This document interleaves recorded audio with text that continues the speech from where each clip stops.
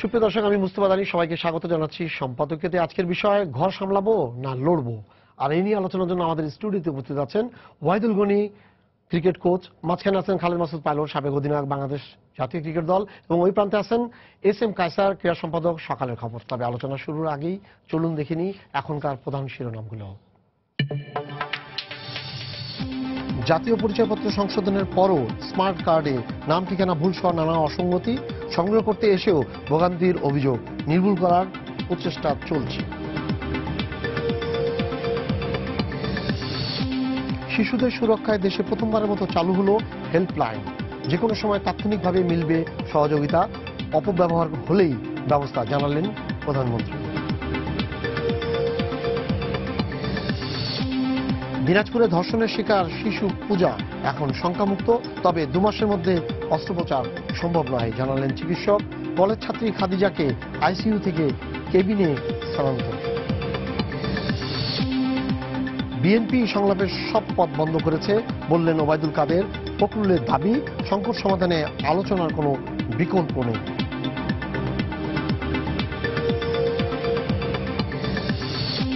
এবং শুক্রবার ঢাকায় শুরু হচ্ছে বাংলাদেশ ইংল্যান্ডের দ্বিতীয় টেস্ট। ঘুরে দাঁড়ানোর প্রত্যয় মুশফিকদের, হাড্ডাহাড্ডি লড়াইয়ের প্রত্যাশা কুক।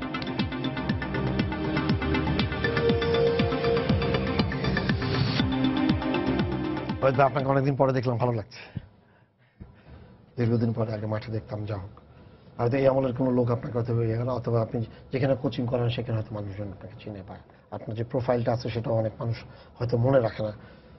তো যেহেতু আপনি লেগ স্পিনার ছিলেন, দলে কিন্তু আমাদের লেগ স্পিনার নাই। আবার বলা হচ্ছে, দলে নাই, বলা হচ্ছে যে এই মুহূর্তে দেশে কোনো ভালো লেগ স্পিনার চোখে পড়ে না। এই চোখে না পড়া, দূরবীন দিয়ে দেখার কারণটা কোন জায়গায়? অ্যাকচুয়ালি আমি যেটা মনে করি যে এই লেগ স্পিনার নাই, আমি মনে করি আছে কিছু। আসলে আমাদের ভিতরে আন্তরিকতার অভাব আছে। কোনো জিনিস যদি আপনি ডেভেলপ করতে হয়, প্রথমে আন্তরিকতা লাগে, অ্যান্ড দেন ওটা ইমপ্লিমেন্ট করার জন্য আপনার প্ল্যান লাগে। আমাদের এখানে একটু ল্যাকিং আছে আমার মনে হয়, এবং আমরা মানে খুব তাড়াতাড়ি একটা রেজাল্ট চাই যে লেগ স্পিনার নাই, লেগ স্পিনারকে তৈরি করতে হবে। এটা একটা সময়ের ব্যাপার আছে। আমি মনে করি কিছু লেগ স্পিনার আছে, 2-3 বছর নার্সিং করলে ডেফিনেটলি আমরা 3-4 বছরের মধ্যে রাইট আর্ম লেগ স্পিনার পেয়ে যাবো। কারণ কথা হচ্ছে আমরা খালি রাইট আর্ম লেগ স্পিনার বলছি, আমরা কেন লেফট আর্ম স্পিনার বা অফ স্পিনার? একটা অ্যাটাকিং স্পিনার দরকার যে উইকেট নিবে। যাদের রাইট আর্ম লেগ স্পিনার শ্রীলঙ্কাতে নাই, হেরাত উইকেট নিচ্ছে, আমাদের ওরকম একটা বোলার দরকার। হ্যাঁ, রাইট আর্ম লেগ স্পিনারের দরকার আছে, বিকজ ওয়ানডে টি-20তে চলে আসছে আজকাল। এখানে একটা রাইট আর্ম অ্যাটাকিং বলার তো আমাদের এখানে নাই, আমি মানি না। আছে, প্রক্রিয়াটা নাই, ওদেরকে তৈরি করার প্রক্রিয়াটা নেই, ওদের খেলানোর প্রক্রিয়াটা নাই। এটা যেদিন হবে সেদিন ডেফিনেটলি হবে। কিন্তু আপনারা তো খেলেছেন, আপনি যখন খেলেছেন তখন কিন্তু এত কিছু তো বালাই ছিল না, এত গর্জিয়াস ক্রিকেট বোর্ড, এত টাকা, এত কিছু কোনো কিছু ছিল না। টার্ফে খেলতেন, হ্যাঁ, তো ম্যাটে যেটা খেলা হতো, তো সেইখানে তখন প্লেয়ার বেরিয়ে আসতো এবং মানুষের চোখে পড়তো। এখন কেন হয় না? মানে কোন জায়গায়? এখন তো পয়সা হয়েছে, প্রত্যেকটা মানুষ প্রফেশনালি এটাকে নেওয়ার চেষ্টা করছে, চিন্তা করে সে যে ক্রিকেটার হবে। না, প্লেয়ার আসছে না, আসছে ডেফিনেটলি, কিছু কিছু প্লেয়ার আসছে, কিন্তু আমি মনে করি যে প্রক্রিয়াটা আর একটু ভালো করা উচিত। আর একটু ভালো করা উচিত এই জন্য যে সকল প্লেয়ার আসে এদের খেলার সুযোগটা খুব কম, বিশেষ করে বাইরের টিমের সাথে। বিশেষ করে আমাদের এই টিমের কোনো স্ট্রাকচার নাই। আপনি টেস্ট ক্রিকেট খেলবেন, আপনি আন্ডার-19 থেকে ধরে নিয়ে যায় টেস্টে ঢুকাই দেবেন, ওটা হবে না। হয়তো 2-1টা প্লেয়ার ভালো হতে পারে, কিন্তু আপনাকে ওকে তৈরি করার জায়গাটা হচ্ছে এই টিম, যেখানে অন্যান্য দেশের এই টিমগুলো প্রায় টেস্ট টিমের সমপর্যায়ে। সুতরাং ওদের সাথে খেললে আপনার ডেফিনেটলি আমাদের প্লেয়াররা ডেভেলপ করে। আপনি লিখনের কথা চিন্তা করেন, আপনি আন্ডার-19 থেকে ন্যাশনাল টিমে ঢুকিয়ে দিয়েছেন, কিন্তু মাঝখানে ক্রিকেটও কিন্তু খেলে নাই। তো সে বুঝতে পারছে না যে প্লেয়ারদের আসলে অপোনেন্টদের স্ট্রেংথ কিরকম। ওকে যদি 2-3 বছর আমরা এই টিমের ভিতরে রাখে অন্যান্য টিমের সাথে খেলাতাম, ও ডেফিনেটলি হতো। এটা সব প্লেয়ারদের ক্ষেত্রে আমি মনে করি যে এখানে এই জায়গাতে আমাদের বিরাট একটা ল্যাকিং রয়ে গেছে, এখানে আমাদেরকে ডেভেলপ করতে হবে। এই টিমের স্ট্রাকচার নাই।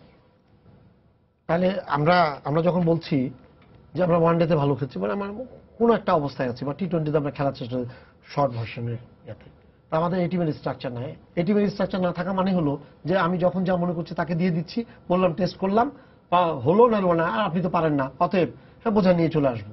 ন্যাশন যেখানে পারে সেখানে হোক, যারা কোচ আসে তারা বাইরে থেকে তো এরকমই চিন্তা। তার মানে এই টিমের স্ট্রাকচার নাই, কিন্তু কম জিনিসপত্র কিন্তু আমরা এখন ব্যয় করছি না। যে কোচ সবচেয়ে ভালো কোচটা নিয়ে আসার জন্য, ক্রিকেট মানে বোলিং কোচ, হ্যাঁ ব্যাটিং কোচ, স্পিনার, পেস বলার, কোনো জায়গায় কিন্তু বাকি নাই। তো সেই জায়গায় এই টিমের স্ট্রাকচারটা কেন হচ্ছে না?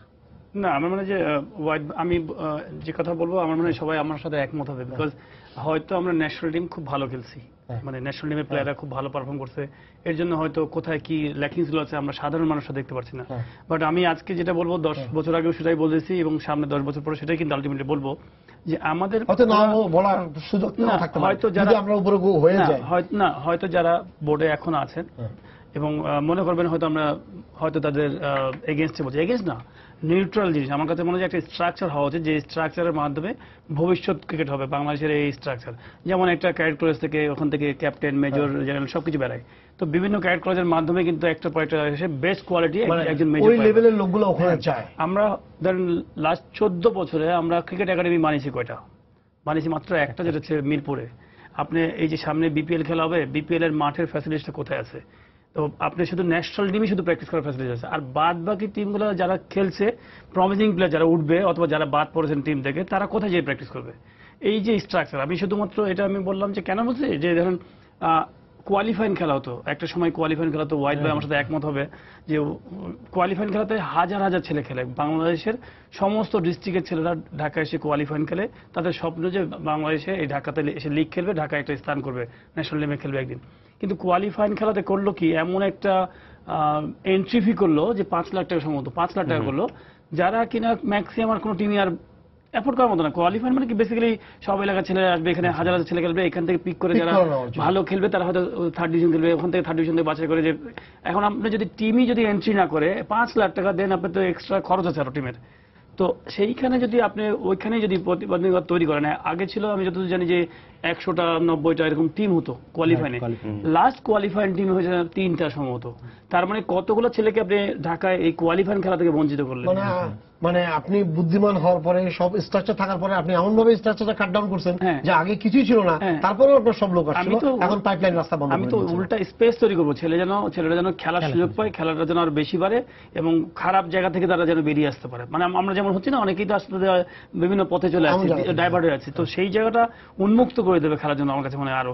এবং প্রত্যেকটা জায়গা আমার কাছে মনে হয় যে 7টা ডিভিশনে 7টা ক্রিকেট স্টেডিয়াম আছে, ডিভিশনাল স্টেডিয়াম আছে, 7টা স্টেডিয়ামে কিন্তু আমাদের কিন্তু সুন্দর একটা অবকাঠামো তৈরি করতে পারি, কম খরচ হলেও একটা সুন্দর করে একাডেমি রান করতে পারি, যেখানে কিনা সবকিছু সায়েন্টিফিক পদ্ধতিতে এবং মডার্ন প্রসেসে সেই জায়গা থেকে ক্রিকেটার তৈরি করা। সেই জায়গাগুলো থেকে আমরা পিছিয়ে আছি, নো ডাউট। আমরা ন্যাশনাল টিমে ভালো রেজাল্ট পাচ্ছি, কিন্তু আপনি এইটা হয়তো দেখা হলো যে কোনো সময় হয়তো কলাপস করতে পারে। তো এই কলাপস না করার জন্যই আমরা যেন পুরো ফিডব্যাকটা যেন সেকেন্ড ব্যাকআপ, থার্ড ব্যাকআপ এগুলো আমি তৈরি করবো, অ্যাটলিস্ট স্ট্রাকচার তৈরি করে রাখবো, যে না যেভাবেই হোক আমি এইভাবে আমার গ্রহণ ধসে না পড়ে। হ্যাঁ, ধসে না পড়ে। এবং আপনাকে আমি বলি, আজকে হয়তো অনেক সময় হান্টিং করে প্লেয়ার একটা দুটো সিলেকশন হচ্ছে, কিন্তু আমার মনে হয় যে আপনি স্কুল লাইফে দেখবেন যে আপনার অনেক সময় দেখা গেলো যে অনেক স্টুডেন্ট আছে যারা স্কুল লাইফে হয়তো ভালো ছিল না, বাট কলেজে পরে ইউনিভার্সিটি এসে আরো ব্রিলিয়েন্ট হয়ে গেছে, প্রথমে হয়তো ভালো না। তো এইরকম হান্টিং করে আমার কাছে মনে হয় যে আপনি অনেক কিছু তৈরি করে ফেলবেন তা না, বাট হান্টিং এর প্রসেসিংটা থাকতে হবে না, সে যেন যে ছেলেগুলো বাদ পড়েছে ওই ছেলেগুলো যেন ট্রিটমেন্ট থাকে, যেন সেও যেন একটা সময় 3 বছর 4 বছর পরে যেন সে কামব্যাক করতে পারে। এই যে পাইলট বললো যে এই পর্যন্ত আমাদের একটা একাডেমি আছে, ঠিক একই অবস্থা ফুটবলের একটা একাডেমি, ওটা মরে গেছে, 1 বছর পরে বলে ওটা মরে গেছে। এখন এটা যেহেতু আমাদের অনেক টাকা পয়সা হয়েছে ক্রিকেটে, বা আমাদের সম্মান ইয়া ক্রিকেটার আমাদেরকে অনেক উপরে নিয়ে আসছে ক্রিকেট খেলে, ইয়ার জন্য এই জায়গাটাতে এই অবস্থানটা অনেক স্ট্রং হয়ে গেছে, কিন্তু কেন একটা একাডেমি? সবচেয়ে বড় বিষয়টা হলো যে দানেশ ভাই, আমরা যে বিষয়টা নিয়ে আলোচনা করছি বা আপনি যে বিষয়টা নিয়ে প্রসঙ্গটা তুলেছেন, পাইলট যেটা বললো, গনি ভাই যেটা বললো, 2000 সালের যখন আমরা 10 নভেম্বরে টেস্ট ম্যাচ খেলেছিলাম, প্রথম টেস্ট, তারপর থেকে কিন্তু গত 16 বছর ধরেই একই জিনিস কিন্তু আলোচনা হচ্ছে, কিন্তু আমরা কিন্তু এখন পর্যন্ত এটার সমাধানটা পাইনি। তার মানেটা হলো যে আমরা হয়তো এটার সমাধানটা খোঁজার চেষ্টা করছি না অথবা পারছি না। একটা ছোট্ট এটা বলি যে প্রত্যেক বছর আপনি দেখবেন যে যখন হজ মৌসুম আসে, তখন কিন্তু হাজিদের দুর্দশার কথা আমরা কিন্তু শুনতে হয় প্রায় সময়। আপনি যখনই আপনার ঈদের মৌসুম আসে, তখন কিন্তু আমরা দেখি যে দেশে ফেরার জন্য যাত্রীদের একটা সংকট শুনতে হয়। তো ক্রিকেটে কিন্তু একটা সাংগঠনিক একটা পুরোপুরি খুব সম্ভবত মনে হচ্ছে যে এই সংকটটা তারই মতো হয়ে গিয়েছে, যে এটি সমাধানের কোনো উপায় ক্রিকেট কর্মকর্তারা বা বোর্ড খুঁজে পাচ্ছে না। একটা বিষয় শুধু উল্লেখ করি, যেটি পাইলট যেটি বললেন, যে বাংলাদেশে এত ধনী ক্রিকেট বোর্ড রয়েছে, কিন্তু সেই ধনী ক্রিকেট বোর্ডের ক্রিকেট একাডেমি মাত্র একটি। বেশি দূরে যেতে হবে না, আপনি শুধু শ্রীলঙ্কায় দেখেন। শ্রীলঙ্কায় শুধুমাত্র কলম্বোতে, আপনি গুগলে সার্চ করে দেখতে পাবেন, শ্রীলঙ্কায় শুধু কলম্বোতে 29টি ক্রিকেট মাঠ রয়েছে। আপনি তাদের ক্রিকেট একাডেমি যেগুলি রয়েছে সেগুলি ক্রিকেট একাডেমি কয়টি ক্রিকেট একাডেমি রয়েছে এবং কতগুলো আপনার ব্যক্তিগত উদ্যোগে এবং কতগুলো ক্লাবের উদ্যোগে রয়েছে সেটা আপনি গুণে শেষ করতে পারবেন না। সো সেখানে কিন্তু আপনার প্লেয়ার বের হওয়ার যে ইনফ্রাস্ট্রাকচার এবং প্লেয়ার বের, আপনি এক মুরলীধরন চলে গিয়েছে, এক হেরাত চলে গিয়েছে, কিন্তু আপনি দেখবেন তাদের স্পিনে কিন্তু কোনো ঘাটতি নেই। সো আপনাকে কিন্তু এই রাস্তাগুলো তৈরি করতে হবে। শুধুমাত্র একটি ক্রিকেট একাডেমি দিয়ে, যেটি শুধুমাত্র আপনার ন্যাশনাল টিমের জন্য আপনার থাকে, এবং ন্যাশনাল টিম যখন থাকে তখন কিন্তু মহিলা দল যারা আছে তারাও কিন্তু প্র্যাকটিস করতে পারে না। সো এটি কিন্তু অনেক দুঃখজনক বিষয়। এবং সবচেয়ে বড় বিষয়টা হলো যে ক্রিকেট বোর্ডের কাছে গত 16 বছরে ক্রিকেট বোর্ড এই ব্যবস্থাটা করতে পারেনি। এটা তো ধরুন আপনার মানে কোনো মতে এটা মেনে নেওয়ার মতো বিষয় না। আর এটার জন্য আপনি খুব বেশি টাকা লাগে তাও কিন্তু না। তার মানে কি বিকেন্দ্রীকরণের চিন্তা ভাবনা নাই? আপনার সবচেয়ে বড় প্রয়োজনটা হলো যে আপনার উদ্যোগটা নিতে হবে, আপনার উদ্যোগটা নিতে হবে। এবং এই উদ্যোগটা যদি নেওয়া যায় তাহলে কিন্তু যে ছেলেটি যশোরে একটি ছেলে ভালো ক্রিকেট খেলে, সেই ছেলে নিজের প্রতিভা প্রমাণ করার জন্য ঢাকায় তার আসার কোনো প্রয়োজন নেই। সে যদি যশোর ক্রিকেট একাডেমিতে ভালো করতে পারে সেখান থেকে কিন্তু আপনি আপনার পিক হয়ে আসবে। কারণ আমাদের ন্যাশনাল লেভেলের কোচ যারা রয়েছেন তারাই ব্যবস্থাটা করে দিবেন। মানুষের দ্বারা দ্বারা তাকে ঘুরতে হবে না। রাইট। এই কারণে সবচেয়ে বড় বিষয়টা হলো যে, এবং ক্রিকেট কিন্তু শুধুমাত্র আপনার ন্যাশনাল টিম ভিত্তিক পরিচর্যা করলে কিন্তু চলবে না। আপনি শুধুমাত্র জাতীয় দলকে নিয়ে চিন্তা করলে আপনি জাতীয় দলের প্লেয়ারদের আপনি কিন্তু 10 বছর পরে, হয়তো এখন যারা খেলছেন 10 বছর পরে এরা থাকবেন না। তো আপনাকে ভ্যাকুমটা ক্রিয়েট যখন হবে তখন পেছন থেকে কারা আসবে, এই জিনিসগুলি কিন্তু আপনাকে তৈরি করতে হবে। এবং যেটি পাইলট বললেন যে একটা প্রসেসিং এর মধ্যে থাকতে হবে, যে প্রসেসটা আপনার কোনো মতেই কিন্তু আপনার বাধাগ্রস্ত হবে না। এবং কখনোই আপনার এইটা যদি তৈরি করা যেতে পারে তাহলে আপনি দেখবেন যে কখনোই আমাদের মানে আরেকটা জিনিস আমি একটু যোগ করি, সেটা হলো যে যখনই ক্রিকেট নিয়ে আমরা আলোচনা করি তখন কিন্তু ঘরোয়া ক্রিকেটের স্ট্রাকচার নিয়ে আমাদেরকে আলোচনা করতে হয়। এবং ঘরোয়া ক্রিকেটটা আমার কাছে মনে হয় যে এটা বোধহয় সৎমার ছেলের মতো আমাদের কাছে ক্রিকেট বোর্ড মনে করে। কারণ ঘরোয়া ক্রিকেট নিয়ে আমরা আমাদের ক্রিকেট বোর্ডের তেমন কোনো মানে এটা যে ভালো করতে হবে বা এটাতে যে রেগুলার আপনার ন্যাশনাল টিমের প্লেয়ারদেরও খেলাতে হবে বা 4 দিনের ম্যাচে ভালো ব্যবস্থা করতে হবে, ভালো আয়োজন দিয়ে করতে হবে, সেরকম চিন্তা ভাবনা ক্রিকেট বোর্ডে রয়েছে, কিন্তু ক্রিকেট বোর্ড অনেক সময় পারে না। একটা উদাহরণ দেই, সেটি হলো যে এনসিএল যেটি একটু চলছিল, সেই এনসিএল এর কিন্তু কোন দলের কি অবস্থা কিন্তু আপনি কিছু খবর পাবেন না এখন। এবং এই দলের খেলা কবে হবে আপনি কিন্তু বিপিএল এর পরে হবে তাদের খেলা। তো যারা 4 দিনের ম্যাচ খেলছিল তারা 4 দিনের ম্যাচ ছেড়ে এখন টি20তে চলে আসবেন, তারপর আবার তারা টি20তে 4 দিনের ম্যাচে যাবেন। তো মাঝখানের যে ভ্যাকুমটা তৈরি হচ্ছে, কোন দলের কোন পজিশন কিভাবে কি রয়েছে, যেটি বললাম যে আপনি যখন একটা শিডিউল বা একটা যদি স্ট্রাকচার তৈরি না করেন, একটা এই ফিকচার তৈরি ঠিকমতো না করেন, ক্যালেন্ডার যদি ঠিকমতো পালন না করতে পারেন, তাহলে কিন্তু এই সমস্যাগুলো চলতেই থাকবে। একটা ফোন আছে, দর্শক আপনার পরিচয় দিয়ে প্রশ্ন করুন। হ্যালো, আসসালামু আলাইকুম। ওয়ালাইকুম আসসালাম। জি, আমি হাবিব বলছিলাম শাহজাদপুর সিরাজগঞ্জ থেকে। জি বলেন। জানার আগ্রহ আজকের আলোচকদের কাছে যে টেস্ট ক্রিকেটে ভালো করার জন্য বা ঘর গোছানো বা লড়াই করার ক্ষেত্রে সবচেয়ে বড় ভূমিকা রাখে পেশাদার লীগ। আমাদের দেশে বা অন্যান্য দেশে যেভাবে পেশাদার লীগকে গুরুত্বপূর্ণভাবে আয়োজন করা হয়, আমাদের দেশে বিশাল একটা ঘাটতি রয়েছে। তো তীরে এসে তৈরি আমরা এই কারণেই ডুবাচ্ছি, আমাদের পর্যাপ্ত পরিমাণ পেশাদার লীগ আয়োজন বা এই সংশ্লিষ্ট খাতে আসলে এই বিভাগে আমাদের গুরুত্ব না দেওয়ার কারণে। ঠিক আছে, আপনার ধন্যবাদ।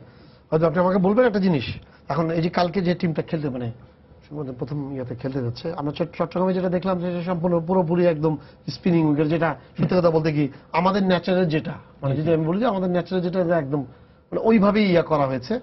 তো এর ফলে দেখা গেল যে আমাদের ক্রিকেটাররা খুবই ভালো খেলেছে, তাদের পারফরমেন্স, এবং মানুষ কিন্তু এটা নিয়ে আর কেউ বলছে না যে আমরা হেরে গেছি।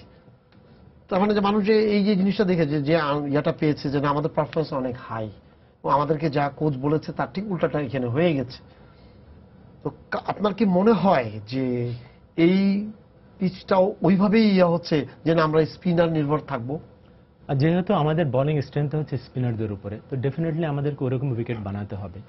আর এমনিও তো আমাদের স্কোয়াডে আপনি যদি দেখেন 3 জন স্পিনার আছে, সো ডেফিনেটলি টার্নিং উইকেট হবে। এবং আমরা এই টার্নিং উইকেটে কিন্তু ইংল্যান্ডকে প্রবলেমে ফেলে দিয়েছিলাম এবং অলমোস্ট আমরা জিতার পর্যায়ে চলে গেছিলাম, কিছু মিস্টেক হয়েছে দেখে পারিনি। সো স্ট্রেংথ আমাদের স্পিন বোলিং, আমাদেরকে টার্নিং উইকেটের উপরে যেতে হবে। বাট এই কয়েকদিনের বৃষ্টির জন্য হয়তো উইকেটটা ইনিশিয়ালি একটু ড্যাম থাকতে পারে, তার মানে টস হলো ভাইটাল হয়ে যেতে পারে। আর ইংল্যান্ডের সিমার গুলা আমি মনে করি খারাপ না। তো ইনিশিয়ালি যদি আমাদেরকে প্রথম ব্যাটিং এ পড়ে যায় আমাদের হয়তো একটু প্রবলেম হতে পারে, বাট পরের দিকে আমার মনে হয় এটা টার্নিং ট্র্যাকই হয়ে যাবে। আপনি মনে করেন আপনি দেখেন ওরা কিন্তু ওদের স্ট্রাকচারটা কিন্তু এখানে বাংলাদেশে আসার পরে ওরা যেভাবে খেলছে তাতে কিন্তু ব্যালেন্স করে খেলছে। লেগ স্পিনার আছে, অফ স্পিনার আছে, পেসার আছে, রিভার্স সুইং, মানে ওরা সবকিছু মিলে একটা কম্প্যাক্ট যে টিমটা সেটা কিন্তু আছে। কিন্তু আমাদের ক্ষেত্রে যেটা হচ্ছে আমরা স্পিনের উপরে ধরে রাখলাম, আমাদের আর পেসার নাই। তো যখন আপনাকে যে ব্রেক থ্রুটা দিবে, কিন্তু পেসার দিয়ে তো আপনি শুরু করবেন, একজন এক সাইডেও যদি আপনি ইয়া করেন, কিন্তু কোনো একটা পর্যায়ে তো আপনার পেস লাগবে। সেই জায়গায় আপনি কি মনে করছেন যে এই প্রথম টেস্টে আমাদের যে পেসারদের পারফরমেন্স এটা সন্তোষজনক? ডেফিনেটলি না। আমি মনে করি যে উইকেট আমাদের স্পিনারদের জন্য হেল্পের জন্য আমরা তৈরি করেছি, সেখানে আমি যদি পেসার খেলা, এমন একটা পেসার খেলাবো যে এক্সপিরিয়েন্স আছে, একটা নতুন ছেলেকে আমি খেলাবো না, এবং নতুন ছেলেটাকে আমি বোলিংও করাচ্ছি না। আমাদের কাছে অনেক ছিল, রুবেল আলামিন ছিল, আমি মনে করি তাদেরকে খেলানো উচিত ছিল। তারা পুরান বলটা ভালো করে, রিভার্স সুইংও করতে পারে। আমি রাব্বিকে খারাপ বলছি না, সে নতুন শিখতে হবে তাকে। ওকে, তো সেক্ষেত্রে এই বর্তমান এই ঢাকা টেস্টে শুভাশিসকে নিয়েছে, আমি মনে করি ছেলেটা ভালো, ডোমেস্টিক ক্রিকেটেও বেশ ভালো বল করে, এবং ছোট ছোট স্পেলে ভালো বল করে, পেসও আছে, বাউন্সারটা ভালো মারতে পারে। কিন্তু ব্যাপারটা হচ্ছে তাকে কিভাবে ইউজ করবো আমরা, এটি হচ্ছে মুখ্য জিনিস। পাইলট সবারই কিন্তু স্ট্রাইকিং এটা থাকে যে পেসের উপরে থাকে।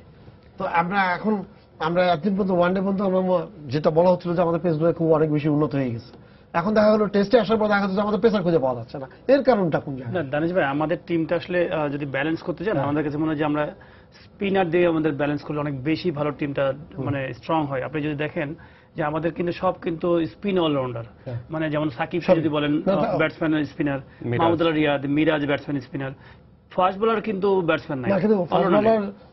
এবং এটা ওইসব দেশেই হতে পারে না, ওইসব যাদের হাইট অনেক জিনিস এখানে কাজ করে, সবকিছু ব্যাপার আছে। তো আমাদের আপনি প্রত্যেকটা জিনিস কিন্তু আপনি যখন ধরেন সাপোজ ইন্ডিয়ার সাথে খেলতেন, আপনি কিন্তু এরকম স্পিন ট্র্যাক বানাতেন না। আপনি ইন্ডিয়া তো এরকম স্পিন তারা হ্যান্ডেল করে অভ্যস্ত। আপনাকে দেখতে হবে অপোনেন্ট কারা। অপোনেন্ট হচ্ছে ইংল্যান্ড, যেহেতু আমার ইংল্যান্ডের তাদের প্রবলেমগুলো কি আছে এবং তাদের স্ট্রেংথ কি। তো প্রবলেম যখন আমি জানি যে ইংল্যান্ডের স্পিন দিয়ে বেশ ভালো প্রবলেম আছে, তাহলে আমি স্পিন দিয়ে যাবো, মানে একটার পর একটা আপনাকে প্লাস মাইনাস বাই করতে হবে। তো সবকিছু মিলে আমার কাছে মনে হয় যে এটা খুব ভালো একটা আইডিয়া, এবং ইন্ডিয়া তাই কিন্তু করে। ইংল্যান্ড যখন আসবে, নিউজিল্যান্ড আসবে, সেম তাই করে। এখন হচ্ছে যে আমি ফাস্ট বোলার খেলাবো না। আমার কাছে মনে হয় যে হ্যাঁ, আমি ওয়াইড ভাইয়ের সাথে একমত। আমার কাছে মনে হয় যে ফাস্ট বোলার একটা টিম কম্বিনেশনের জন্য লাগেই। যে কোনো মুহূর্তে হয়তো দেখা গেলো যে একটা ভালো রিভার্স সুইং হচ্ছে, ভেরিয়েশন থাকছে না টিমে। যদি বোলিং এ ভেরিয়েশন না থাকে, চট্টগ্রাম টেস্টে কিন্তু আমার কাছে মনে হয়েছে ফার্স্টে যে আমরা যেভাবে ধরে ফেলেছিলাম স্পিনারদেরকে, স্পিনার যেভাবে ধরে ফেলেছিল, যদি বলে ভেরিয়েশন থাকতো তাহলে হয়তো পেসারও আমাদের উইকেট পেত।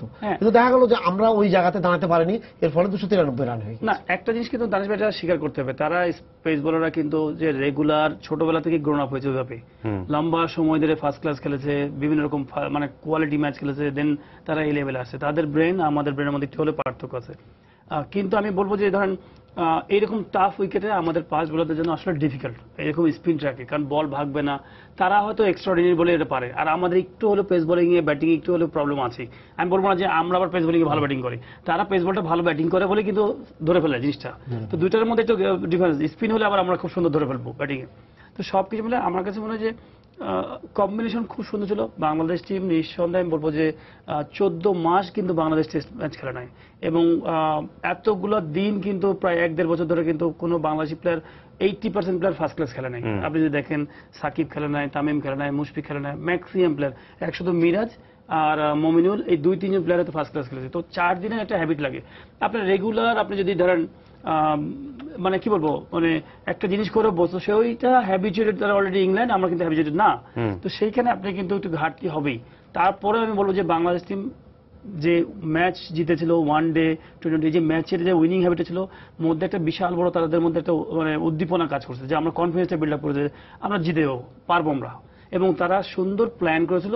আমি বলবো যে আমরা আনলাকি, টসটা আমরা হারছি। আমার কাছে মনে হয় টসটা ফার্স্ট ইনিংসের টসটা খুবই ইম্পর্টেন্ট স্পিন ট্র্যাকে।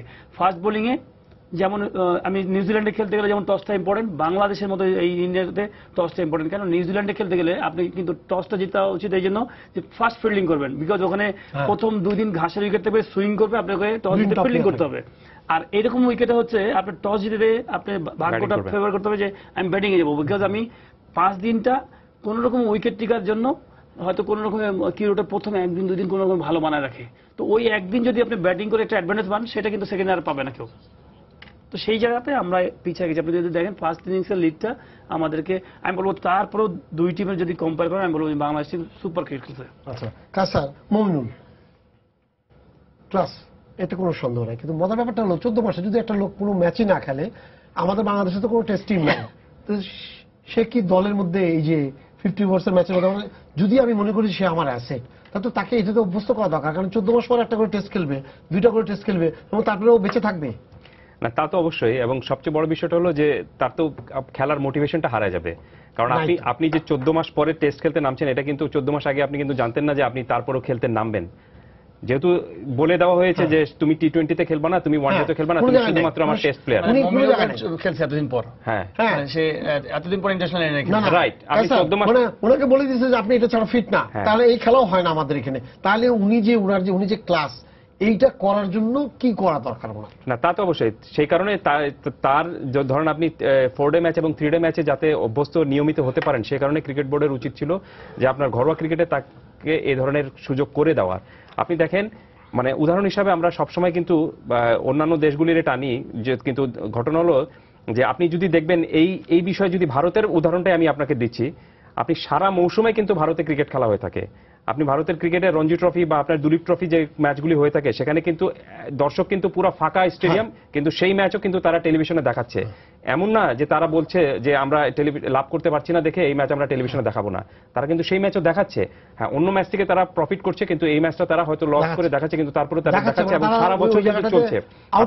আপনি এই কারণে তাদের কিন্তু টেস্ট ম্যাচে যে দল যে প্লেয়ার চান্স পায় বা যে প্লেয়ার সুযোগ পায়, সেই প্লেয়ার কিন্তু একদম পারফেক্টলি তৈরি হয়ে এসে কিন্তু সুযোগটা পায়। বাট আমাদের কিন্তু সেই সুযোগটা হচ্ছে না। আমাদের এই সুযোগটা হচ্ছে না, এই কারণে নতুন প্লেয়ার আপনি যখনই সুযোগটা দিচ্ছেন, সেই প্লেয়ারের উপর কিন্তু আপনি ভরসাও রাখতে পারছেন না। সো আমার মনে হয় এই কারণে আপনার ফার্স্ট ক্লাস ক্রিকেট 4 দিনের ম্যাচ এবং 5 দিনের ম্যাচ যেটি হয়ে থাকে, সেটি যদি আপনার ভালো মতো এবং সুন্দর সুষ্ঠুভাবে নিয়মিত হয়ে থাকে, তাহলে কিন্তু আপনি টেস্ট ম্যাচ খেলেন, আপনি যদি 1 বছর পরেও টেস্ট ম্যাচ খেলেন বা 6 মাস পরেও টেস্ট ম্যাচ খেলেন, তাহলে আপনি কিন্তু সেই প্রেশারটা অ্যাবজর্ব করতে পারবেন। কারণটা হলো যে টেস্ট ম্যাচ কিন্তু আপনার টেস্ট ম্যাচে আপনি এই চিটাগংয়ের টেস্টের কথাই ধরুন, এখানে যে পরিস্থিতি এসেছে সেশন বাই সেশন, এমন অনেক পরিস্থিতি এসেছে যেটা কিন্তু বাংলাদেশের এই দলের খেলা অনেক ক্রিকেটার কিন্তু মানে সিচুয়েশনের সাথে অভ্যস্ত ছিলেন না। সো আপনি যদি 4 ডে ম্যাচ খেলেন, তখন 4 ডে ম্যাচ খেললে এই ধরনের সিচুয়েশন কিন্তু আপনার আসবে, তখন কিন্তু আপনি এই আন্তর্জাতিক ম্যাচে যখন একই চাপে পড়বেন, সেটা থেকে কিভাবে বেরিয়ে আসতে হবে সেই সুযোগটা বা সেই ফয়সলাটা আপনি পেয়ে যাবেন। সো এই কারণে আপনার ফার্স্ট ক্লাস ম্যাচ বা 4 দিনের ম্যাচ, এটা আপনাকে নিয়মিত করতে হবে এবং এটা আপনাকে যে কোনো মূল্যে মানে একদম ক্যালেন্ডার আকারে করতে হবে, এবং কোনো মতে যেন এই ক্যালেন্ডারটা বিঘ্নিত না হয়। এবং শুধু তাই নয়, আপনি ন্যাশনাল টিমের যত প্লেয়ার রয়েছেন, তারা যখন আন্তর্জাতিক ম্যাচ খেলবেন না, তখন তাদেরকে এই ম্যাচ খেলার জন্য বাধ্য করতে হবে। আমি একটা কথা বলি যে এই যে টেস্ট ম্যাচ, টেস্ট কথাটার অর্থ হচ্ছে এখানে কিন্তু টেকনিকেরও খেলা হয় না, কিছুরও খেলা না, খেলাটা হয় প্লেয়ারের ক্যারেক্টারের, টেস্টটা হয় ক্যারেক্টারের। সে সিচুয়েশনকে কিভাবে হ্যান্ডেল করছে, এই জিনিসটা আমরা ফার্স্ট ইনিংসে সিচুয়েশনটাকে হ্যান্ডেল করতে পারিনি চিটাগং টেস্টে, আমরা কিন্তু ওখানেই পিছিয়ে গেছি। তো ওইটাই যদি আমাদের স্ট্রাকচারটা ওরকম হয় যে নিচে যদি আমাদের এই টিম থাকে বা ফার্স্ট ক্লাস ক্রিকেট থাকে, তাহলে প্লেয়ার তৈরি হবে, তখন আমাদের এত চিন্তা করতে হবে না এখানে যে আপনি টেস্ট এই লেভেলে আসে আপনি প্লেয়ার তৈরি করতে পারবেন না, আপনাকে নিচে থেকে তৈরি হয়ে এখানে আসতে হবে। না, কিন্তু এইটাই বলছি যে এই জায়গায় হঠাৎ করে দেখা গেল আন্ডার-19 প্লেয়ার এখানে ঢুকে যাচ্ছে, তাকে যেমন মনে করেন যে আফগানিস্তান টিমটা এসেছিল, আমার প্রশ্নগুলো কোয়ারিগুলো আছে, আফগানিস্তান আমরা তো তাকে আন্ডারমাইন করেই আমরা কিন্তু খেলা চেষ্টা করছি, আমরা পরে হয়েছি। তো সেই জায়গায় যদি তাই হতো, তাহলে মানে এই যে ছেলেটা, এই যে আমাদের মিরাজ, যে আন্ডার-19 যে করলো, তো তাকে তো আমি আফগানিস্তানের খেলাতেই কিন্তু খেলায় কিন্তু তাকে কিন্তু ওই জায়গা থেকে বের করে নিয়ে আসতে পারতাম, কিন্তু আমি তাকে ওখানে করলাম না, করে নিয়ে এসে একদম সরাসরি ইয়ার মধ্যে ফেলে দিলাম, সাগরের মধ্যে ফেলে দিলাম। এরকম হতে পারতো যদি না পিচটা আপনাকে ফেভার করেনি, তাহলে আপনার ক্যারিয়ারটা কোথায় যেত? যে এই যে জায়গাটা, মানে আপনি যাকে নিয়ে আসছেন তার তো একটা মাত্রা আছে, আপনি ঠিক আছে আপনি এই জায়গা থেকে না নিয়ে আসেন, এই জায়গা থেকে আনবেন, কিন্তু দেখা যাচ্ছে সরাসরি টি20 থেকে নিয়ে এসে এখানে ঢুকাই দিচ্ছে। আবার ওয়ান ডে ম্যাচের লোককে মনে করছে যে না উনি ফিট না, তার মানে স্ট্রাকচার ঠিক আছে, উনি কাছে যেটা বলেছেন যে আমাদের ওই স্ট্রাকচার এভাবে গড়ে ওঠেনি টেস্ট দলের এতগুলা, শুধুমাত্র একমাত্র মানে মমিনুল যে খেলা উনি কোনো কিছু নয়, ও টেস্ট দলের প্লেয়ার, ও টেস্ট ছাড়া খেলবে না।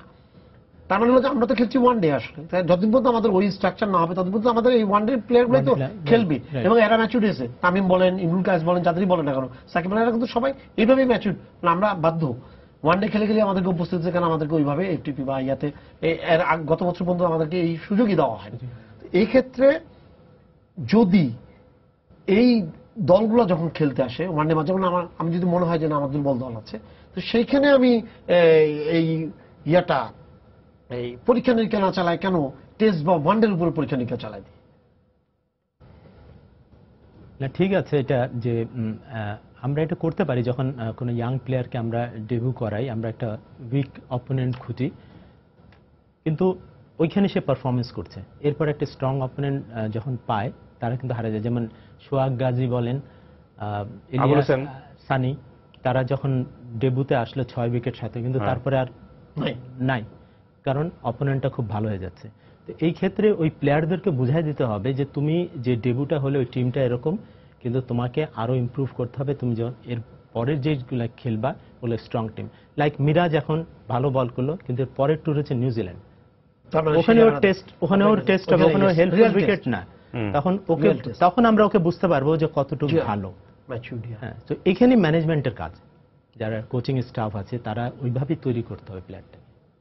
আমি একটু আসলে আমি বলবো যে দেখেন 14 মাস টেস্ট খেলা না, এটা একটা কৌশলগত ব্যাপার ছিল বিসিবির বা বাংলাদেশের, বিকজ এটা কিন্তু আমি বলবো না খারাপ ডিসিশন ছিল, বিকজ এটা কৌশলগত ব্যাপার ছিল যে ডিজিটালের ব্যাপার আছে, এই আছে, পয়েন্টসের ব্যাপার আছে, যে আমরা ঠিক আছে আমরা ওয়ান ডে খেলে নিজেকে কাছে ডেভেলপ করি আরো, তো ঠিক আছে সবকিছু, বাট অবকাঠামো তো ঠিক থাকতে হবে। আপনি সাউথ আফ্রিকার দীর্ঘদিন কিন্তু এই ছিল না, কিন্তু ওদের অবকাঠামো কিন্তু ঠিক ছিল, এই ভিতরে কিন্তু তারা ফার্স্ট ক্লাস ওয়ান, যখনই আবার ইন্টারন্যাশনাল এরিয়ায় ফিরলো এতদিন বন্ধ থাকার পরে, তারা কিন্তু আবার ওই রকমই পরে শেষ খেলা খেলছে, তারপরে যে 20-21 বছর পর মনে হয় না, কত বছর পর্যন্ত, কিন্তু তার মানে এটা কলাপস করে দিয়েছে এবং আসছে ওই রকমই লেভেলে আবার পারফর্ম করে দেখা যাচ্ছে যে আমরা ওই রকম স্ট্যান্ডার্ডটা মেইনটেইন করি। তো আপনার অবকাঠামোটা ঠিক হবে। আজকে আমি এক ভদ্রলোকের সাথে আলাপ করছিলাম, আমি অফিসে, যে এই বাংলাদেশ ক্রিকেট নিয়ে আলাপ করছিলাম, তো এখানে আলাপ করতে আলাপ করলাম যে প্রচুর জায়গা আছে আমাদের ডেভেলপ করা মানে কি, বিকজ এই 15-16 বছর বাংলাদেশ ক্রিকেট টিম আর এখন 16 বছর পরে বাংলাদেশ টিম কিন্তু এক না, কিন্তু আগে আপনি অনেক কিছু নিয়ে চিন্তা করতেন না, কিন্তু আপনি এখন আপনাকে চিন্তা করতে হবে না, বাংলাদেশ ক্রিকেট কিন্তু এখন একটা অন্য জায়গায় ইমেজ ক্যারি করে। একটা 16 বছর আগে বাংলাদেশ কিন্তু শুধুমাত্র নন টেস্ট প্লেয়িং কান্ট্রি, 4 বছর পরে একটা আইসিসি টুর্নামেন্ট খেলবো, এই জায়গা ছিল। এখন কিন্তু বাংলাদেশ ক্রিকেট টিম শুধু বাংলাদেশ ক্রিকেট টিমই প্রেজেন্ট করে না, আমার কাছে মনে হয় যে বাংলাদেশের ইমেজ রিপ্রেজেন্ট করে। তো সেই ক্ষেত্রে আমরা আলাপ বললাম যে আমরা যেমন ধরেন আজকে ইংল্যান্ডের প্লেয়ার বলেন বা অস্ট্রেলিয়ান প্লেয়ার বলেন, যে কোনো প্লেয়ার যে কিনা ঘোর গ্রামেরও প্লেয়ার, কান্ট্রি সাইডের, তাকেও যদি একটা ইন্টারভিউ নেন, সে কিন্তু সুন্দর করে বুঝায়, ক্লিয়ার ভিউ দিবে, নিজের দেশ সম্পর্কে বিভিন্ন রকম কথা বলবে, যদি আপনি টক শো করেন সবকিছু। আমার কাছে মনে হয় যে আমরা কিন্তু বুঝতে হবে যে আজ থেকে 16 বছর আগে আমাদের কারা ক্রিকেট খেলতেন, ম্যাক্সিমাম কিন্তু ঢাকা ইউনিভার্সিটি যারা স্টুডেন্ট ছিলেন বা চিটাগাং, এই মানে শিক্ষিত মানে ফ্যামিলি শিক্ষিত মানুষরা, এখন কিন্তু এটা রুট লেভেলে চলে গেছে। তো এখন বাংলাদেশ কিন্তু বলবো যে রুট লেভেল থেকে যারা আছে তাদের কিন্তু কিছুটা হলেও ল্যাকিংস আছে কিছু জায়গায়, হয়তো ক্রিকেট এজ এ প্লেয়ার হিসেবে পারফেক্ট সুপার, কিন্তু সাথে থেকে আমি ক্রিকেট বোর্ড আমার কি উচিত না যে এই জায়গাটুকু ওকে হেল্প করে দিয়ে আমি একটু অ্যাডভান্টেজ তৈরি করে দিই, ডেভেলপ করে দেয়, এটা হচ্ছে আমার ইমপ্রুভের জায়গা। আমি আজকে ধরেন সাপোজ এ বা বি যে কিনা ম্যান অফ দ্য ম্যাচ হচ্ছে, যে কিনা ভালো খেলছে, অথবা যে কিনা বাইরে বিদেশে যে ইয়ে করছে, সে হয়তো বাংলাদেশ সম্পর্কে দুটো ভালো কথা বলতে হতো, সে বাংলাদেশ ডেভেলপমেন্টে বলতে হতো, বাংলাদেশ এই হচ্ছে, বাংলাদেশে হচ্ছে, সাথে ওর পারফরমেন্সের সাথে বাংলাদেশ সম্পর্কে মানুষ কিন্তু জানতে পারতো, হয়তো সে হয়তো কোনো কথা বলছে না, চুপ করে থাকছে। তা আমার কাছে মনে হয় যে ডেভেলপমেন্টে শুধু এইটা না, প্রত্যেকটা সাইডে, আজকে যেমন আমাদের বাংলাদেশ ক্রিকেট বোর্ডে হয়তো 26 জন ডিরেক্টর আছেন, আপনি শুধু জাস্ট জিজ্ঞেস করেন প্রত্যেকটা জায়গায় যে ডিরেক্টর নিঃসন্দেহে 26 জন কেন 226 জন থাক, সমস্যা নাই, কিন্তু যারা কিনা ডিসিশন নিচ্ছেন, যারা কিনা আইডিয়া, কোনো এক্সপার্ট আছে কি ভালো, যে বাংলাদেশের অবকাঠামো তৈরি করার জন্য নেক্সট 10 বছরের কোনো প্ল্যান আছে কিনা, যে আমরা কোথায় গিয়ে পৌঁছাবো। একটা তো প্রোগ্রাম হয় না যে আমি এই 1 বছরে যে এখানে পৌঁছাবো, 2 বছর বা 3 বছর পরে আমি এই গ্রোথ হবে, আমার 4 বছরে যে আমার এই গ্রোথ হবে, সেই কি আছে কিনা। তো আমার কাছে মনে হয় যে এখানে কোনো পলিটিক্স না, কোনো দল না, আমার কাছে মনে হয় যে এক্সপার্টদের সুন্দর একটা দীর্ঘমেয়াদী প্ল্যান করা উচিত এবং ওটাকে ফলো করা উচিত। আমাদের একদম চোখ বন্ধ করে ওই জিনিসটা আমরা ফলো করবো, সবাই কোনো ইয়ে নেই, যে দলই আসুক এটাই আমরা ফলো করবো। মানে ওটা আপনার একটা যে মডেল তৈরি করা, বাইবেলের মতো, একটা মডেল তৈরি করা বা আপনার একটা ব্র্যান্ড তৈরি করা। সবচেয়ে বড় বিষয়টা হলো যে ওয়ানডেতে কিন্তু আমাদের বোলিং অ্যাটাকটা কি হবে সেটা কিন্তু আমরা অলরেডি তৈরি করে ফেলেছি এবং টিম কম্বিনেশনটাও তৈরি করে ফেলেছি, কিন্তু টেস্টে কিন্তু আমাদের বোলিং অ্যাটাকের যে ব্র্যান্ড কি হবে বা আমরা কোন ধরনের উইকেটে খেলবো, এটাই কিন্তু আমরা 16 বছর কিন্তু লেগে গেল। এবং চিটং এর এই উইকেটটা দেখে বা চিটং এর এই পারফরমেন্সটা দেখে আমার মনে হচ্ছে যে এখন বাংলাদেশ ক্রিকেট বোর্ড হতো এই উইকেটটার বা এই উইকেটের যে আচরণ এটাকে কিন্তু আপনার আমার মনে হয় যে বাংলাদেশ ক্রিকেট বোর্ড একটা ব্র্যান্ড আইটেম হিসেবে চিন্তা করছে যে দিস ইজ আওয়ার স্ট্রেংথ, এবং আমাদেরকে যদি বিদেশি কোনো দলের সাথে খেলতে হয়, এক্সেপ্ট আপনার উপমহাদেশের দল বাদ দিয়ে অন্য দেশের সাথে যদি খেলতে হয় তাহলে এই ধরনের উইকেটই তৈরি করতে হবে। কারণ এটা কিন্তু নতুন কোনো ঘটনা না, কারণ আপনি যখন ট্রেন্ট ব্রিজে খেলতে যাবেন ইংল্যান্ডের মাটিতে, তারা কিন্তু সুইমিং উইকেট বানাবে, তারা কিন্তু আপনার জন্য স্পিন উইকেট বানাবে না।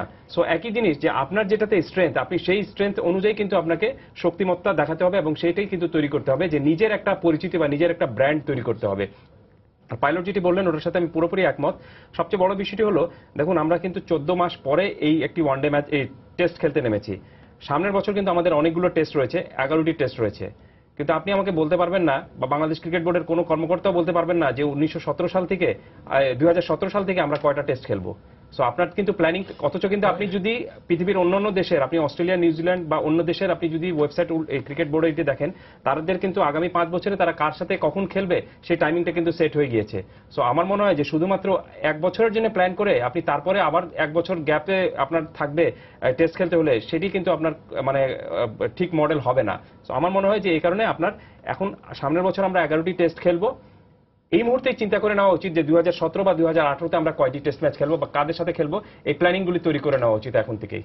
আপনি কি মনে করেন যে এই প্ল্যান আমরা করলে ওরা অ্যাকসেপ্ট করবে বা ইয়ার জন্য? না, এটা আপনাকে করতে হবে, কারণ আন্তর্জাতিক ক্রিকেটে আপনার তো দুইটালি করতে হবে, আপনার কিন্তু তাদের সাথে সম্পর্কটা ওরকম ভাবে বিল্ড আপ করতে হবে। এখন তো আর আইসিসি আপনাকে বেঁধে দিচ্ছে না, এখন কিন্তু আপনার দ্বিপাক্ষিক সিরিজ আপনি নিজের মধ্যে করবেন। দেখুন পাকিস্তানের মাটিতে কেউ গিয়ে খেলছে না, কিন্তু পাকিস্তানের টেস্ট কিন্তু বন্ধ নেই, পাকিস্তান কিন্তু খেলছে অন্য জায়গায় ব্যবস্থা করে নিচ্ছে।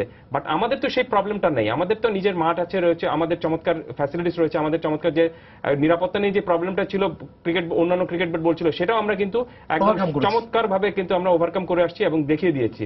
সো এখন আপনি অন্যান্য দেশ যেগুলি রয়েছে তাদের সাথে আপনি সময়টা বা স্লটটা বের করতে হবে আপনার। এই স্লটটা বের করার জন্য বা তাদের সাথে দ্বিপাক্ষিক সম্পর্কটা যদি আপনার ভালো হয়ে থাকে, তখনই কিন্তু পুরো এই প্রক্রিয়াটা সমাধানটা হবে। সেটি যে আমাদের ভালো নেই, সেটাই তো সবচেয়ে বড় প্রমাণ ভারত। আপনি এখন পর্যন্ত 16 বছর হয়ে গেছে, এই সামনের বছর ভারতে আপনি টেস্ট খেলতে যাবেন, তাও এটা কি হবে না। তারপর আমি বলবো ডিপ্লোমেসি দিক থেকে কিন্তু বাংলাদেশ ক্রিকেট বোর্ড কিন্তু খুব ভালো কাজ করছে আমার কাছে মনে হয়, তাই না? কি বলে, ইংল্যান্ড টিম কিন্তু এমন একটা আসার কথা ছিল না, কিন্তু সুন্দরভাবে জিনিসটাকে হ্যান্ডেল করেছে। আমাদের প্রশাসন কিন্তু খুব সাপোর্ট দিয়েছে, এটা কিন্তু ফ্যান্টাস্টিক আমার কাছে মনে হয়। এই মুহূর্তে এরকম কিন্তু খুবই ডেঞ্জার জায়গা ছিল। বাট আমি বলছি যে ঘরোয়া ক্রিকেটটা কাছে আমাদের ডেভেলপ করতে হবে। আমার কথা হচ্ছে আমি বাইরে খেলবো কিন্তু আমার নিজের ঘরটা গুছাবো, কারণ আমি তো আগে থেকে অস্ট্রেলিয়া ছিলাম না, আমি আগে থেকে ইন্ডিয়া সাউথ আফ্রিকার মতো ডেভেলপ হয়েছিলাম না। এখন আমাকে অনেক জায়গা আছে যে এই জায়গাটা আমার ডেভেলপ করবো, ওই জায়গাটা ধরে রাখতে হবে। সবচেয়ে বড় বিষয় হলো একটা কথা যোগ করে দানিশ ভাই, এখানে চিরং টেস্ট খেলতে নামার আগে সাকিব আল হাসান বলেছেন যে তিনি ঘরোয়া ক্রিকেটে কবে লঙ্গার ভার্সন খেলেছেন তার মনে নেই। তো আমার মনে হয় যে এটি কিন্তু বাংলাদেশ ক্রিকেট বোর্ডের ব্যর্থতার সবচেয়ে বড় উদাহরণ কিন্তু তার এই একটি কথা দিয়ে কিন্তু বোঝানো যাচ্ছে যে আপনার ন্যাশনাল টিমের সবচেয়ে বড় সম্পদ, তিনি 14 মাস টেস্ট খেলেননি, অথচ টেস্ট খেলার জন্য তাকে ইয়া করা হচ্ছে এবং তার উপর ডিপেন্ড করা রাইট, এবং তিনি সবচেয়ে বড় সম্পদ আমার ন্যাশনাল টিমের। তিনি যখন 14 মাস টেস্ট খেলেননি, তাহলে এই টেস্ট ম্যাচের যে মেজাজটা বা টেস্ট ম্যাচের যে আপনার ফ্যাসিলিটিস বা টেস্ট ম্যাচের যে আমেজটা আপনি ঘরোয়া ক্রিকেটে পাবেন, সেই ঘরোয়া ক্রিকেট তিনি খেলেননি। তো কেন তিনি খেলেননি? এবং আমার মনে হয় যে ক্রিকেট বোর্ডের উচিত এটার একটা সমাধান বা এটার একটা জবাব দেওয়া। শেষ পর্যায়ে একদম ইয়াতে আছে, আমাকে বলেন তাহলে আমাদের স্পিনারদের কি হবে? এই স্পিন নিয়াদেরকে উঠে নিয়ে আসার জন্য মনে করেন এখন পর্যন্ত যেটা বলা হচ্ছে যে আমি কাউকে দেখিনি, অথচ কিন্তু এইভাবেই বলেছেন কোচে, কিন্তু আমরা দেখতে পাবো কিভাবে? এটা কোনো লঙ্গার ভার্সনে কোনো কিছু করা হচ্ছে? এখন জিনিসটা হচ্ছে যে আমি যেটা বললাম যে প্ল্যানিংটা, আমরা যখন দেশের মাঠে খেলছি আমরা স্পিন নির্ভর বা আমাদের স্ট্রেংথ স্পিনার, আমরা তখন স্পিনারের উপর ডিপেন্ড করছি। কিন্তু আমাদের দেশে হচ্ছে পেস একাডেমি আছে, স্পিনার কিছু নাই। কিন্তু আমি এই কথাগুলো বলছি, যদি আমি স্পিনের উপর ডিপেন্ড করি, আমার স্পিন বলার জন্য একটা একাডেমি থাকবে, হান্ড থাকবে। কিন্তু আমরা করি পেস, খেলানোর সময় খেলা একটা, আমরা পেস আমরা একাডেমিও আছে, ওরকম পেসের হান্ড প্রোগ্রাম আছে, খেলার সময় একজন খেলে, স্পিনার খেলে 3 জন। তো কেন না আমরা স্পিনারদের জন্য ওইটা সাধারণ জিনিস, এটা চমৎকার ব্যাখ্যা। হ্যাঁ, আমার মনে হয় হান্ট করা দরকার নেই।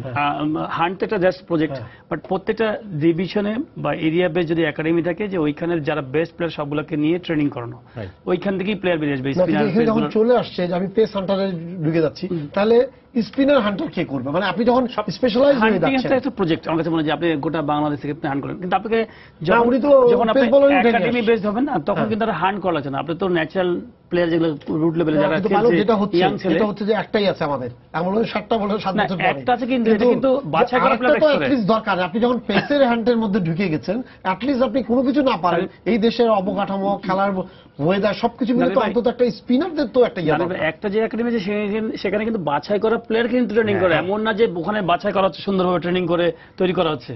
না, সবচেয়ে বড় বিষয়টা হলো যে দেখুন আপনি কিন্তু সব সমস্যার সমাধান আপনার ফার্স্ট ক্লাস ক্রিকেট যদি আপনি ঠিকমতো চলে তাহলে কিন্তু হয়ে যাবে। সেখান থেকে কিন্তু সব প্লেয়ার বেরিয়ে আসবে, সেখানে কিন্তু আপনি লেগ স্পিনার পাবেন, সেখানে কিন্তু আপনি অফ স্পিনারও পাবেন। কিন্তু বাংলাদেশ এই মুহূর্তে 16 বছর টেস্ট খেলার পরও ন্যাশনাল টিমে কোন প্লেয়ারটা খেলবে সেটি কোচ বাছাই করেন। আপনি ন্যাশনাল টিমের জন্য যে নেট ডাকা হয় সেই নেটে দেখে উনি প্লেয়ার ঠিক করে তারপরে তাকে ন্যাশনাল টিমে খেলানোর জন্য তিনি সুপারিশ করেন।